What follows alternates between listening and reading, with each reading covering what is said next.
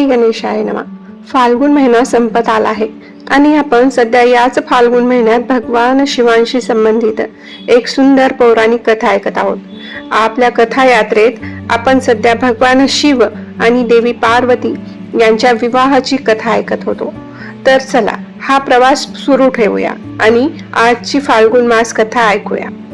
या कथेच्या मागील भागात आपण ऐकले की सप्तऋषींना पुढे करून त्यांच्या नेतृत्वाने सर्व देव, यक्ष, गंधर्व, किन्नर यांच्या सोबत तसेच भगवान विष्णू आणि ब्रह्मदेवासोबत देवादिदेव महादेव देवी पार्वती सोबत विवाह करण्यासाठी त्यांचे वडील पर्वतराज हिमालय यांच्या घरी निघाले. दुसरीकडे पर्वतराज हिमालय पण आपल्या कन्येच्या विवाहासाठी सर्व प्रकारचे मंगलविधी विधान करण्यात गुंतले होते.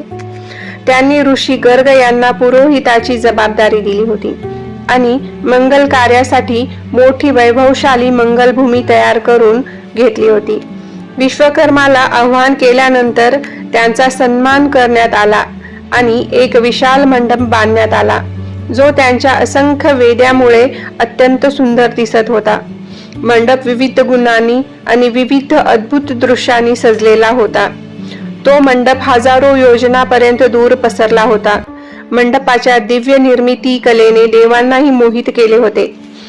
इंद्र आणि इतर देवता नारद मुनींना पुढे करून त्यांच्यासह सर्व देवतांनी लग्न मंडपात प्रवेश केला. विश्वकर्माने बनवलेला तो लग्न मंडप अत्यंत पवित्र आणि उत्कृष्ट होता. तो अद्भुत आश्चर्यकारक मंडप सर्वांना आकर्षित करत होता. अनेकांनी तो सर्वोत्तम म्हणून त्याचे कौतुक केले होते. हिमालयाने पुढे येऊन त्या सर्वांचे स्वागत केले आणि त्यांना एक सुंदर राहण्याची व्यवस्था केली. हिमालयाने गंधर्व, सिद्ध, प्रमक्त, यक्ष, देवनाग, अप्सरा इत्यादींना सुखपूर्वक राहण्यासाठी, विश्रांतीसाठी आरामदायी योग्य ती जागा सर्वांना दिली होती. हिमालयाकडून सन्मानित होऊन सर्व देवता त्यांच्या कुटुंबियासह आणि वाहनांसह त्या मंडपात आनंदाने राहिले. विश्वकर्माने त्यात प्रशस्त जागा निर्माण केल्या होत्या. ब्रह्मदेवांच्या निवासासाठी एक अतिशय प्रकाशित जागा निर्माण करण्यात आली होती. त्याचप्रमाणे भगवान विष्णूंसाठी आणखी एक महाल बांधण्यात आला होता जो अद्वितीय आणि अत्यंत प्रकाशित होता. विश्वकर्माने स्वतः तो सजवला होता आणि तो महाल अत्यंत सुंदर बनवला होता. त्याचप्रमाणे त्यांनी एक सुंदर चंडीगृह देखील निर्माण केले होते. त्यानंतर विश्वकर्माने एक भव्य महाल बांधला होता जो अद्वितीय, मोहक, अत्यंत शुभ आणि महान देवांनी स्तुती केलेला कैलासासारखा तेजस्वी, भव्य असा होता. याच ठिकाणी हिमालयाने भगवान शिवशंकर यांना मोठ्या आदराने निवासासाठी थांबवले होते. त्याच वेळी राणी मैनावती तिच्या सख्यासह आणि ऋषीगणांसह भगवान शिवांची आरती करण्यासाठी आली. त्यावेळी ढोल नगारे वाजत होते. त्यांच्या आवाजाने तिन्ही लोक दुमदुमून गेले होते. मैनावतीने स्वतःच्या हाताने तपस्वी शिवांची आरती ओवाळली. ती एक सती, साध्वी आणि सद्गुणी स्त्री होती. आपल्या जावयाला पाहून तिला पार्वतीने सांगितलेल्या सर्व गोष्टी आठवल्या.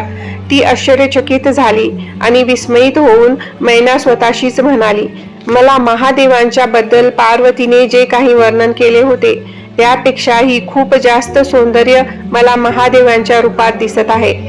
या आश्चर्यात बुडून मैना देवी घरी परतली. त्यावेळी देवी पार्वती नुकतीच स्नान करून मंगलपीठावर बसली होती. ब्राह्मण स्त्रियांनी तिला सर्व बाजूनी घेरले आणि तिची आरती ओवाळली. मग ऋषी गर्ग म्हणाले, हे विद्वानांनो, विवाह विधीसाठी आत्ताच भगवान शिवांना या मंदिरात आणा आणि हे काम लवकर झाले पाहिजे. या प्रकारे गर्ग मुनी यांचे म्हणणे ऐकून हिमालयांचे सर्व नातेवाईक भगवान शिवांकडे गेले. त्यांनी शुभ विधीनुसार 3 घागरीतील पाण्याने भगवान सदाशिवांना स्नान घातले आणि त्यांची आरती ओवाळली.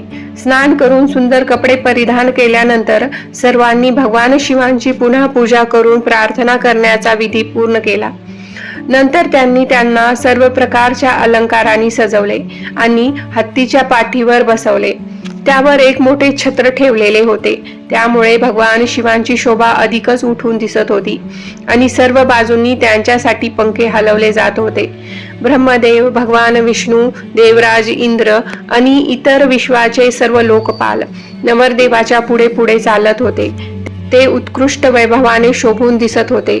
अरुंधती, अनुसया, सावित्री आणि मातृत्व भावाने सजलेली लक्ष्मी देवी देखील मिरवणुकीत सामील झाल्या होत्या.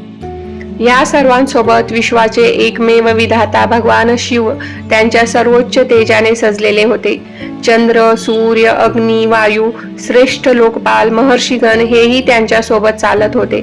साक्षात वायुदेव स्वतः त्यांना हवा प्रदान करत होते.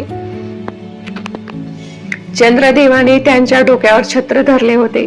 समोर उभे असलेले सूर्यदेव त्यांच्या तेजाने प्रकाश टाकत होते. देवराज इंद्राच्या हातात बैताचा झुंबर होता, तो त्यांच्या तेजाने सर्व बाजूनी भव्य दिसत होता. अशा प्रकारे ही लग्नाची वरात शोभून दिसत होती. सर्वजण भगवान शिवावर फुले उधळत जल्लोष करत होती. समोरच हिमालयाचे सुंदर मंगलमय भवन होते. तो महाल अनेक वैभवशाली ऐश्वर्ययुक्त गुणांनी सुशोभित केलेला होता. त्या महालाच्या प्रवेशद्वारावर भगवान शिव यांची विशेष पूजा केली जात होती. त्यानंतर मानव, देव आणि दानव पूजा करून ते त्या प्रवेशद्वारातून महालात गेले आणि नंतर अंतापुराला पोहोचल्यानंतर भगवान शिव मंडपात गेले.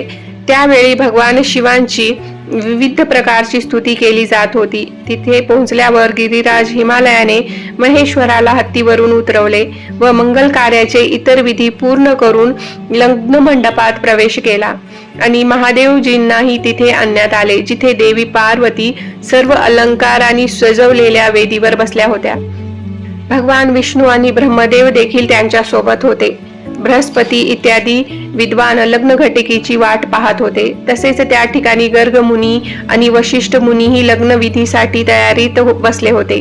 जेव्हा लग्न घटिका जवळ आली तेव्हा त्यांनी हात जोडून विनंती केली की मंगलमय पुण्य मुहूर्त वेळ आली आहे. तेव्हा पार्वती देवीने आपल्या ओंजळीत अक्षता घेऊन त्या भगवान शिवांवर सोडल्या आणि पूजन व इतर विधिविधान सुरू झाले. त्यानंतर गर्ग मुनी यांच्या आदेशावरून हिमालय राणी मैनावतीसह आपल्या मुलीचे कन्यादान करण्यासाठी पुढे आले. मैनावतीने सोन्याचा कळस घेतला होता आणि ती हिमालयाच्या बाजूला येऊन थांबली. तेव्हा हिमालय म्हणाला, आज मी ब्रह्मदेव आणि भगवान विष्णू यांच्या आशीर्वादाने तसेच माझे गुरु पुरोहित गर्ग मुनी यांच्या सोबत बसून माझ्या मुलीचे दान देवाधिदेव भगवान शंकर यांना करतो. हे विप्रवर, यावेळी मुलीच्या दानाचा शुभ मुहूर्त आला आहे. तुम्ही यात संकल्प वाचला पाहिजे. त्यानंतर तिथे आलेल्या सर्व महान ब्राह्मणांनी हिमालयाचे बोलणे ऐकले. त्या सर्वांना शुभ काळाचा अर्थ माहित होता आणि त्यांनी तिथी, मास, नक्षत्र इत्यादी उच्चारले. मग हिमालय भगवान शंकरांना म्हणू लागले, हे तात महाभाग, मला तुमच्या कुळाचे नाव सांगा. तुमच्या कुळाच्या विशेष शुभतेची मला ओळख करून द्या. आता हे ऐकून भगवान शंकर शांत झाले. त्यांना या प्रश्नाचे उत्तर सापडले नाही. त्यावेळी नारद मुनी खूप हसायला लागले आणि त्यांची वीणा वाजवू लागले आणि हे पाहून बुद्धिमान हिमालय त्यांना म्हणाला, हे प्रभू, कृपया वीणा वाजवू नका. असे बोलताच नारद मुनी म्हणाले, हे गिरिराज हिमालय, तुम्ही साक्षात शिवजींना त्यांच्या कुळाबद्दल विचारले आहे, पण त्यांचे कोणतेही कुळ किंवा कुटुंब नाही. त्यांचे कुळ आणि कुटुंब फक्त नाद आहे.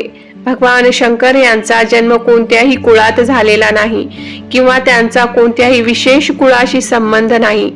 ते स्वतः कुळाचे वंशज आहेत. हे तर गोत्राचेही परम गोत्र आहेत.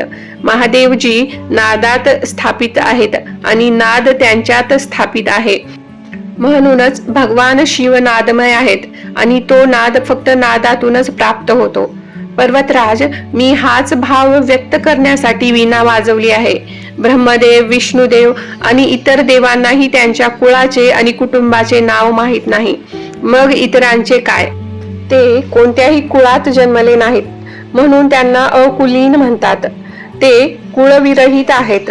राजन, माझ्या जास्त बोलण्याचा काय उपयोग? त्यांच्या अंश तत्वावर मोहित होऊन त्यांचे खरे रूप ऋषींनाही कळत नाही. आणि तुमची मुलगी कोण आहे तुम्हालाही हे नीट माहिती नाही. शिव आणि पार्वती हे संपूर्ण जगाचे मूळ आहेत. महात्मा नारद मुनींचे हे विधान ऐकल्यानंतर पर्वतराज हिमालय, इतर सर्व पर्वत, इंद्रदेव इत्यादी सर्व देवता आश्चर्यचकित झाले आणि आनंदितही झाले आणि त्यांची स्तुती करू लागले. मग भगवान महेश्वर यांचे गांभीर्य जाणून तिथे आलेले सर्व विद्वान आश्चर्यचकित झाले आणि त्यानंतर कन्यादानाची घटिका जवळ आली. यानंतर पुढे काय झाले याबाबत आपण उद्या आपल्या फाल्गुन मास मालिकेच्या पुढील भागात जाणून घेऊया. तुमच्या आपल्या स्वतःच्या भक्ती विश्व या चॅनलवर. हर हर महादेव.